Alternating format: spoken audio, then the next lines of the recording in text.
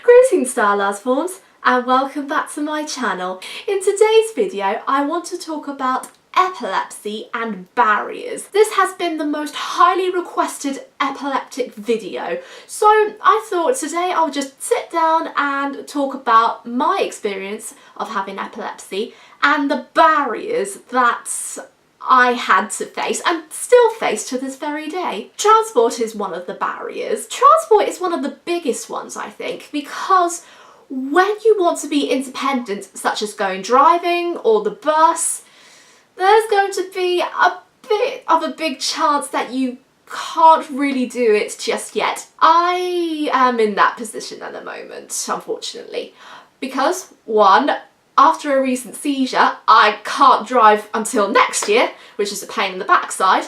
And two, I have always wanted to use a bus to help me go out and about all by myself, but unfortunately I've been told I can't do it because everyone is so worried I'm going to have an epileptic fit. Plus, I can't travel independently because of my autism. The other barrier that I have come across, but I've learned to come over it in time, is swimming.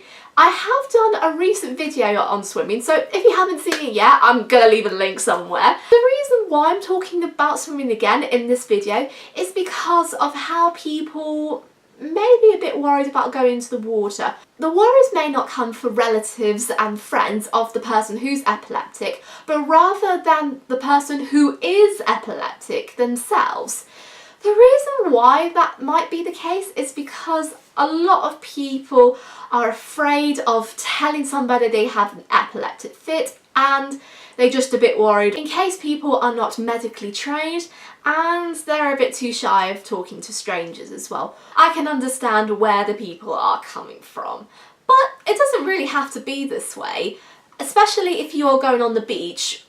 I probably don't go into the water of the beach more than I used to because I'm worried that I might get drowned or something if I did have a fit. But I'm not saying in the case for everybody, because I know there will be people who love to swim in the ocean just as much as swimming in the pool. But make sure the beach has a proper lifeguard and that you stay near the lifeguard and on the shore at all times. Relationships. I haven't really experienced this situation yet, but some people may or may not have. Being in a love relationship is really tricky, especially if you want to have children. And there will be people who want to start a family, but if the woman in the family is epileptic, then that's going to cause a lot of barriers. But I don't see the reason why they shouldn't start a family, because everyone is entitled to have their own families. So it doesn't matter if they want kids or not, everyone should have an opinion of their own. If they do want a family of their own, then they're going to have to really think about what to do, because in order to probably start a family, in case you want to carry the bun in the oven, as the term goes, then the woman who is epileptic may have to make regular visits to the neurologist and the GP, and they just want to check if there is any need to change any medication that they have, or maybe have blood tests, or just probably interview with the partner or the family, or another strange family if you are a surrogate mother. But the biggest barrier that epileptic women could face is impatience in the relationship, because if the partner in question has no patience of waiting, then that's their loss. All partners should be supportive to anyone who is on the epilepsy, and it doesn't matter if you're married, if you're single, or you're just living with somebody but you're not thinking about marriage. That partner has to be able to gain your support and trust during this process. And finally, friendships. This is something that everybody feels worried about. I have been through this process after I was diagnosed, but it took me a while just to get back into my comfort zone.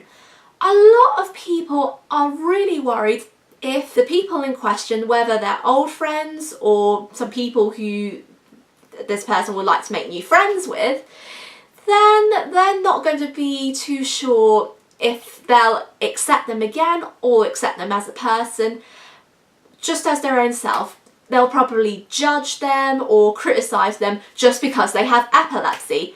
And it doesn't have to be like this. Well, correction, it shouldn't be like this. Through my own experience, I didn't really know what to do, so I just shut myself away and I didn't want contact with anybody.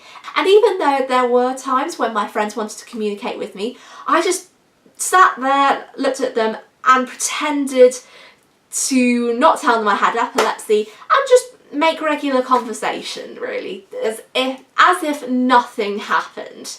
However, I had to tell them the truth. So in time, I talked with them about my diagnosis, and for some reason, they were really okay about it, which is great. That just goes to show how lucky I am to have such supportive friends. If these people are not supportive, then they are the wrong friends for you. And the right friends will come along at the right time. So don't worry too much about it, because everything's going to be fine. And with that, I'm going to leave this video here. I really hope you enjoyed it. And if you are epileptic and you have some barriers that I missed out in this video, please let me know or tell me in the comment section down below. I would really love to hear your thoughts on this one. I hope you enjoyed the video. If you did, please give it a thumbs up. And if you are new to the channel, don't forget to hit the subscribe button and turn on the notification bell for more future videos. And please share my channel and my videos on social media, because I'm going to try and get more awareness out there to everybody. That would be really fantastic if you can do that. And with that, I'll catch you very soon. Goodbye!